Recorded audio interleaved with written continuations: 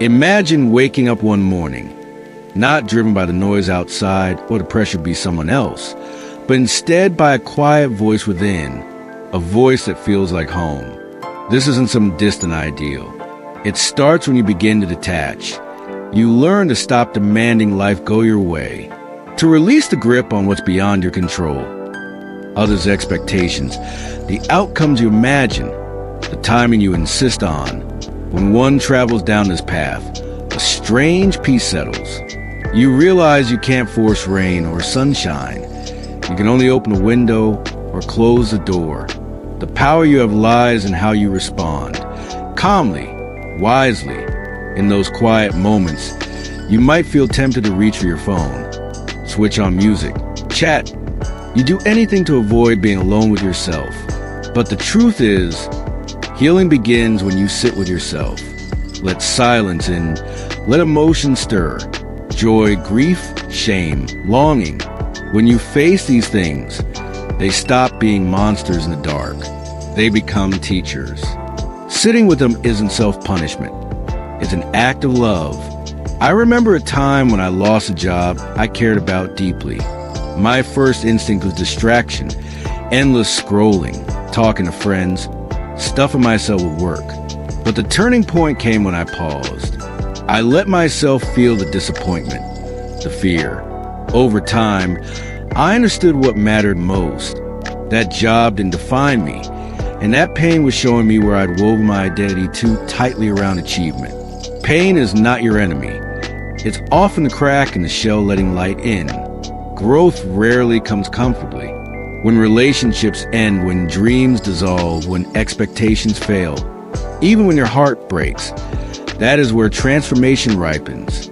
Just like a seed must crack before it becomes a shoot. Parts of you must break before you become someone more whole. But this doesn't mean rushing through suffering or romanticizing it. It means letting it teach you, letting it sharpen you, asking not why me, but what is this teaching me? Simplifying becomes a powerful ally here.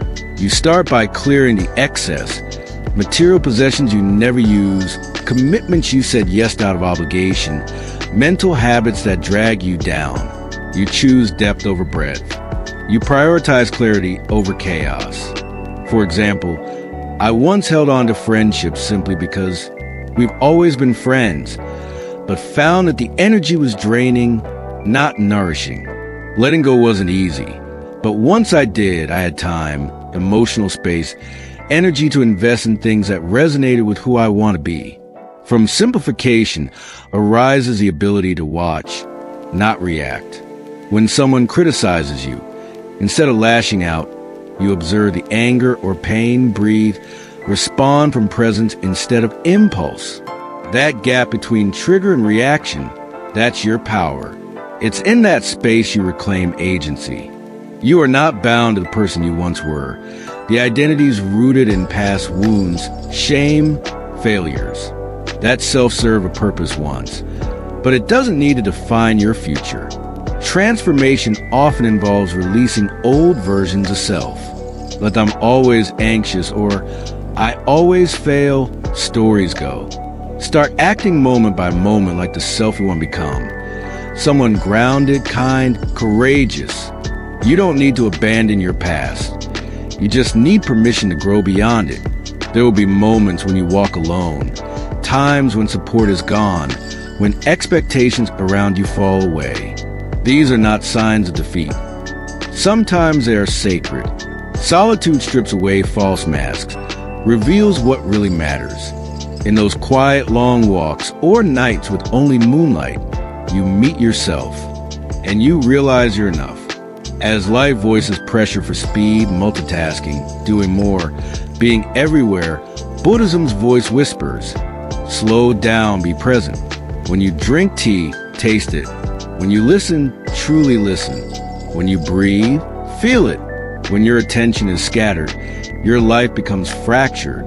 The richness is here, in the ordinary moments if you wake up to them.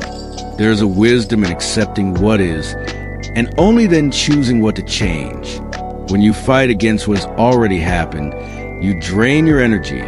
Resisting reality is like swimming against the current. Acceptance is not giving up, it's making peace, so you can see clearly where to act. Once you know what is changeable, you act from clarity and compassion. When you can't change yet, you release, you trust, you wait with open hands. Self-compassion is often neglected. We are generous with others, yet critical with ourselves. We replay mistakes, sharpen regrets. But imagine treating yourself the way you would a beloved friend, with kindness, patience, forgiveness. That shift is huge. I remember thinking, I messed up again, but then pausing and saying to myself, it's okay. I did what I knew. I'm learning. That small kindness made a difference in how I showed up the next day. Our thoughts can trap us. Unhelpful loops like, I am not enough. Others always get ahead. I'm behind. Become grooves we walk unconsciously. But they are not truth. They are patterns. When you become an observer of your thoughts, when you challenge them, question them, shift them, then you reclaim your mind. Replace I always mess up with I'm growing, and mistakes are part of growth. It's neuroplastic work, slow, steady, and deeply transformative. Finally, return to the breath. In moment of overwhelm, when anxiety tightens the chest, sadness weighs heavy, confusion spins. Your breath is your anchor. It pulls you back into now. It reminds you, this moment is enough.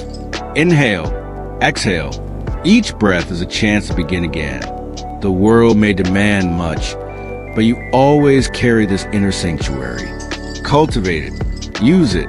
Let your breath guide you into steadiness. Life often teaches us through paradox. We think strength comes from control, but real strength is found in release. We think growth comes from adding more, but often it comes from subtraction. A Buddhist principle here is non-attachment to possessions, to relationships, even ideas of who we are. Non-attachment doesn't mean apathy or coldness. It means holding things lightly, knowing they are temporary visitors in our lives. Imagine holding sand tightly in your fist. It slips out faster, but if you open your palm, it rests peacefully. That's how relationships, opportunities, even dreams flourish when given space. Have you noticed how much noise surrounds you daily? Notifications, opinions, the endless stream of shoulds. That noise also lives inside, the chatter of the mind, repeating stories of fear or desire. One principle of Buddhist practice is to return to silence, not just external silence, but the kind that arises when you pause, breathe, and let thoughts settle like dust in still water. In silence, clarity appears. I once tried a weekend with no social media, no news, no endless messages. At first, it felt unbearable. Then slowly, it became a relief. My own thoughts became audible again, my own heart recognizable. Pain, though uncomfortable, is an honest teacher. Yet not every discomfort is pain to endure. Sometimes it's a signal for change. Buddhism invites the summit. Is this pain shaping me, or is it pointing to a boundary I need to honor? For instance, pushing yourself in practice. Sitting in meditation despite restlessness teaches patience. But staying in a toxic relationship is a different story. That pain signals it's time to move on. Both kinds of pain demand attention, but they guide you differently. Wisdom is knowing which is which. Another principle is impermanence. Nothing lasts forever. Not sorrow, not joy, not even your struggles. At first, this truth feels unsettling. We want to hold on to happiness. We want to resist endings. Yet impermanence is the very reason life is precious. The flower is beautiful because it will fade. The embrace is meaningful because it won't last forever. When you see this clearly, you stop clinging. You start savoring. Even grief becomes softer when you understand. It too will pass. In the rush of modern life, we chase bigger, better, faster. But the Buddhist way reminds us to choose presence over progress. Of course, progress matters, but not at the cost of losing your life along the way. Imagine eating a meal while answering emails, scrolling your phone and planning tomorrow. Did you really taste the food? Did you notice your body being nourished? Each small moment contains life itself. To live fully, you don't need to add more years to your life. You need to add more life to your years. Finally, compassion. Not just for others, but for yourself. Compassion is the bridge between you and the world, the balm that softens both suffering and pride. It begins inside, by forgiving yourself, by seeing your flaws not as permanent scars, but as openings for growth, and it extends outward. Every person you meet is carrying unseen burdens. Some are obvious, some carefully hidden. When you meet others with compassion, you stop taking their anger personally. You stop competing with their success. You stop comparing your journey to theirs. Compassion allows you to live lighter, freer, more connected. Life often teaches us through paradox. We think strength comes from control, but real strength is found in release. We think growth comes from adding more, but often it comes from subtraction. A Buddhist principle here is non-attachment to possessions, to relationships, even to ideas of who we are. Non-attachment doesn't mean apathy or coldness. It means holding things lightly, knowing they are temporary visitors in our lives. Imagine holding sand tightly in your fist. It slips out faster, but if you open your palm, it rests peacefully. That's how relationships, opportunities, even dreams flourish when given space. Have you noticed how much noise surrounds you daily? Notifications, opinions, the endless stream of shoulds. That noise also lives inside, the chatter of the mind, repeating stories of fear or desire. One principle of Buddhist practice is to return to silence, not just external silence, but the kind that arises when you pause, breathe, and let thoughts settle like dust in still water. In silence, clarity appears. I once tried a weekend with no social media, no news, no endless messages. At first, it felt unbearable. Then slowly, it became a relief. My own thoughts became audible again, my own heart recognizable. Pain, though uncomfortable, is an honest teacher. Yet not every discomfort is pain to endure. Sometimes it's a signal for change. Buddhism invites discernment. Is this pain shaping me, or is it pointing to a boundary I need to honor? For instance, pushing yourself in practice. Sitting in meditation despite restlessness teaches patience. But staying in a toxic relationship is a different story. That pain signals it's time to move on. Both kinds of pain demand attention, but they guide you differently. Wisdom is knowing which is which. Another principle is impermanence. Nothing lasts forever, not sorrow, not joy, not even your struggles. At first, this truth feels unsettling. We want to hold on to happiness. We want to resist endings. Yet impermanence is the very reason life is precious. The flower is beautiful because it will fade. The embrace is meaningful because it won't last forever. When you see this clearly, you stop clinging. You start savoring. Even grief becomes softer when you understand. It too will pass. In the rush of modern life, we chase bigger, better, faster. But the Buddhist way reminds us to choose presence over progress. Of course, progress matters, but not at the cost of losing your life along the way. Imagine eating a meal while answering emails, scrolling your phone and planning tomorrow. Did you really taste the food? Did you notice your body being nourished? Each small moment contains life itself. To live fully, you don't need to add more years to your life. You need to add more life to your years. Finally, compassion. Not just for others, but for yourself. Compassion is the bridge between you and the world, the balm that softens both suffering and pride. It begins inside, by forgiving yourself, by seeing your flaws not as permanent scars, but as openings for growth, and it extends outward. Every person you meet is carrying unseen burdens. Some are obvious, some carefully hidden. When you meet others with compassion, you stop taking their anger personally. You stop competing with their success. You stop comparing your journey to theirs. Compassion allows you to live lighter, freer, more connected. The practice of gratitude is another principle often overlooked in its simplicity. Gratitude is not about pretending life is perfect. It is about recognizing what is already good, even amidst imperfections. When you pause to acknowledge a warm meal, the roof above you, the laughter of a friend, you stop focusing only on what's missing. In that shift, abundance grows. I used to keep a journal where each night I wrote 3 things I was grateful for. At first, it felt forced, but over weeks, I began noticing small beauties everywhere. The softness of morning light, the kindness of a stranger.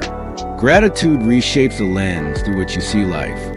There's also the wisdom of interconnectedness. Buddhism teaches that nothing exists in isolation. We are part of a vast web. Your happiness is tied to the happiness of others. Your suffering ripples outward, and so does your peace. This principle can transform how we act in relationships and society. For instance, when you recycle, when you speak kindly, when you support someone in need, you're not just helping them, you're helping the whole. We are like waves on the same ocean. Seeing life this way makes selfishness seem narrow and compassion feel natural. A principle I find especially healing is beginner's mind. It means approaching each moment as if for the first time, without the baggage of expectation. Often, we think we already know someone or a situation, or even ourselves, and this fixed knowing blocks fresh possibility. With beginner's mind, you meet the familiar with curiosity. The spouse you've been with for years is seen anew. The sunrise you watch countless times shines differently. Your own habits reveal new lessons. Beginner's mind keeps life alive and vibrant, instead of stale and predictable. Let's talk about equanimity, a balanced mind. It's not indifference, but steadiness. Imagine a tree in a storm. Branches sway, leaves may fall, but the roots stay firm. Life will bring gains and losses, praise and blame, joy and sorrow. Equanimity means you don't collapse with the lows or get drunk with the highs. You remain centered, steady. I once saw a monk being criticized harshly, yet he smiled gently, neither defensive nor dismissive. Later, he explained, "Their words are about their mind, not mine." That is equanimity, freedom from being tossed around by every wave. Another life-changing teaching is skillful speech. Words can heal or harm. A careless comment can wound for years. A kind word can change a life. Buddhism encourages us to speak with truth, kindness, and purpose. Before speaking, you might ask, is it true? Is it necessary? Is it kind? If not, perhaps silence is wiser. Practicing this has changed my relationships. Instead of reacting sharply in arguments, I pause, breathe, and speak more gently. This doesn't mean being passive. It means being intentional. Words carry energy. Choose them like seeds you wish to plant. Patience is another virtue woven throughout Buddhist practice. In our fast-paced world, patience feels outdated, but patience is strength. It's the ability to stay calm while life unfolds, to trust timing beyond your control. Think of a farmer. Seeds take time to sprout. Forcing them would only ruin them. Similarly, our growth, our healing, our goals take their own rhythm. When frustration rises, patience reminds us, this too shall pass. The fruit ripens not by pulling, but by waiting with care. One of the most liberating principles is non-self and ata.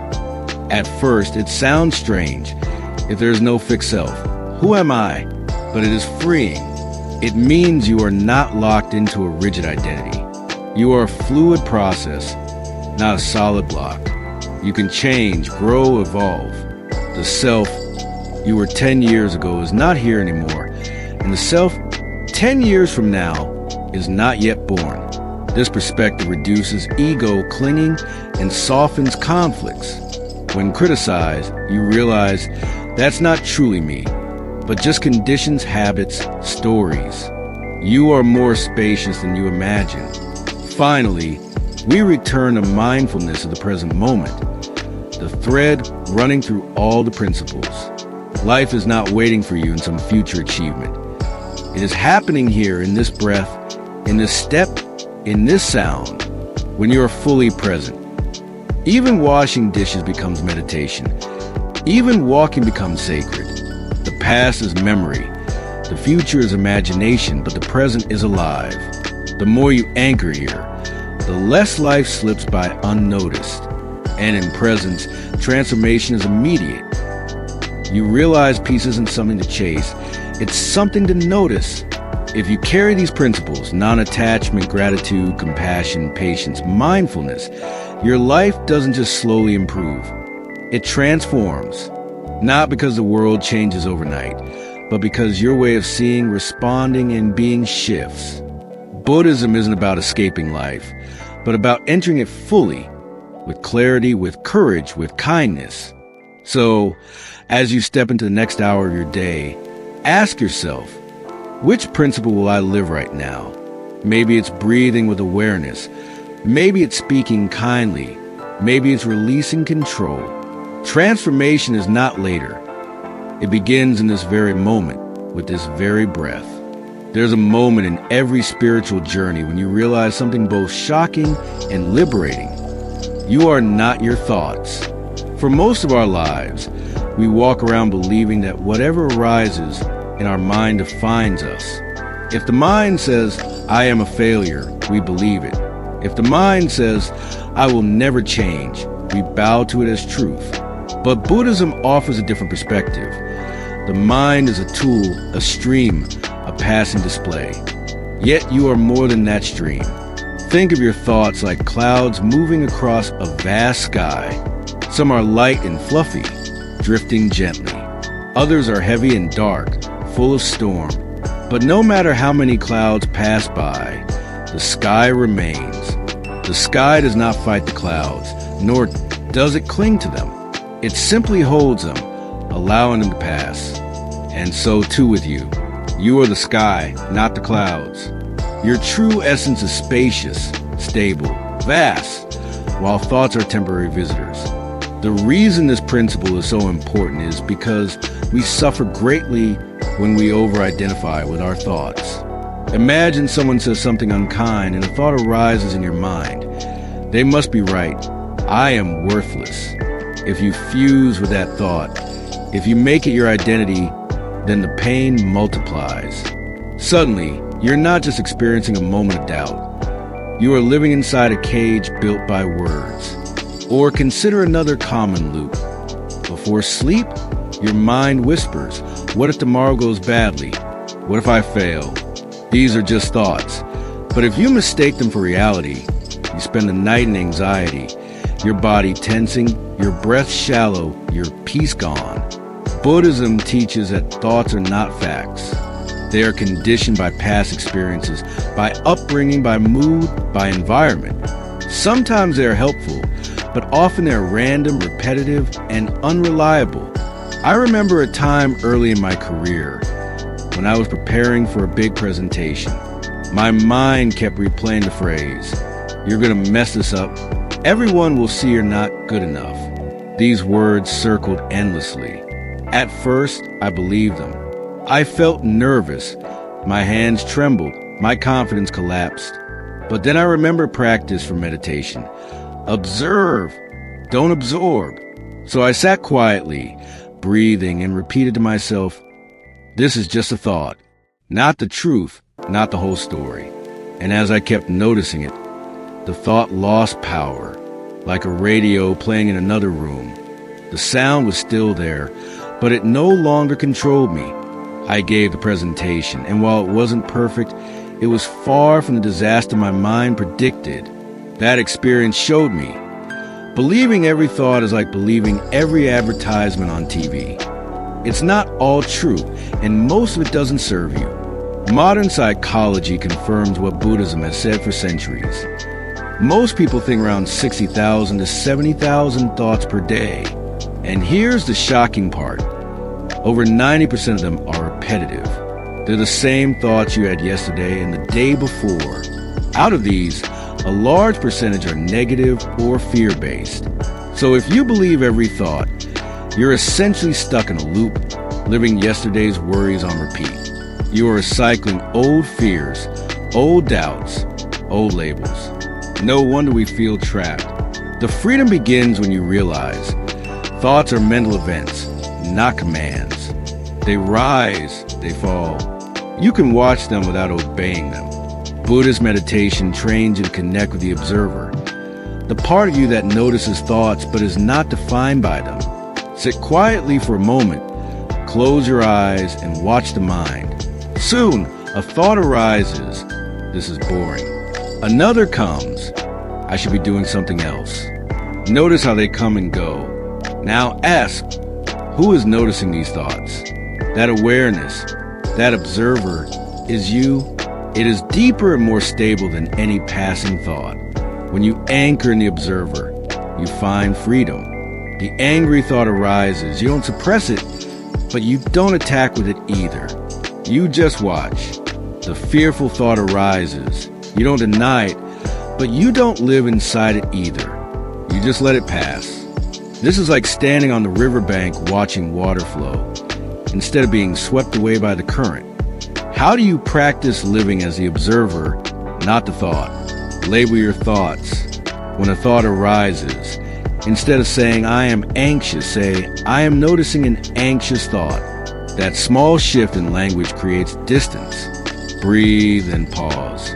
Before reacting to a thought, take 3 deep breaths. This gives your nervous system time to calm down and prevents impulsive reactions. Challenge the thought. Ask, is this absolutely true? Is it the only possible perspective? Often, you'll see that it's not. Return to the body. Thoughts live in the head, but presence is found in the body. Feel your feet on the floor, your hands resting, your chest rising with breath. Grounding in the body pulls you out of mental loops. Meditation practice. Even 5 minutes a day of sitting and watching the mind helps you see thoughts as passing phenomena. Over time, the distance grows and their grip weakens. Imagine you're stuck in traffic. The thought comes, I hate this, I'll be late. Everything is ruined. Normally, you would tighten, honk, stew in anger. But if you remember, this is just a thought, you breathe, relax, and perhaps turn on some calming music. The traffic hasn't changed, but your suffering has decreased. Or think of an argument with a loved one. A thought arises, they don't respect me. If you fuse with it, you lash out, deepening the conflict. But if you observe it, here's a thought that I am disrespected. You create space. You may still share your feelings, but from calmness, not attack. The result is a healthier conversation. When you stop believing every thought, your whole life changes. Anxiety decreases because you see worries as mental weather, not prophecies. Self-criticism softens because you realize harsh inner voices are echoes of the past, not destiny. Relationships improve because you stop projecting every suspicion or fear as truth. It's like stepping out of a noisy room into the fresh air. The noise is still there, but you are no longer trapped in it. You can breathe, you can choose, you can live. So let me ask you, what thought has been haunting you lately? Maybe it's I'm not enough. Maybe it's things will never change. Maybe it's people don't care about me. What if you could hold that thought gently in your hand, look at it, and say, thank you for visiting, but I don't need to believe you today. Imagine the freedom. Remember, you are not your thoughts. You are the vast sky, not the passing clouds. You are the still ocean beneath the waves. Thoughts will come and go, thousands each day, but you remain. The quiet awareness, the unshakable presence, the space where peace is possible. Take this truth with you into your daily life. Let it soften your worries, free you from old labels, and guide you toward greater clarity. The mind is a tool, not a master. Use it wisely and live freely.